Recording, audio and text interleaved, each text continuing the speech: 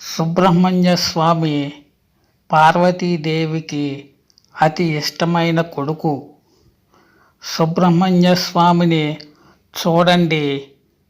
ఆ దివ్య స్వరూపాన్ని చూస్తూ మనస వాచ కర్మన రెండు చేతులెత్తి నమస్కరిస్తూ ఓం శరవణ భవాయ నమః అనండి.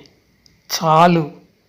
24 గంటల్లో మీకు ఒక శుభవార్త వినిపిస్తుంది. ఇది నిజం. మీరు సుబ్రహ్మణ్య స్వామిని ఇష్టపడుతున్నారా? అయితే వెంటనే నా ఛానల్ను సబ్స్క్రైబ్ చేసి ఒక లైక్ కొట్టండి. అలాగే షేర్ చేయండి.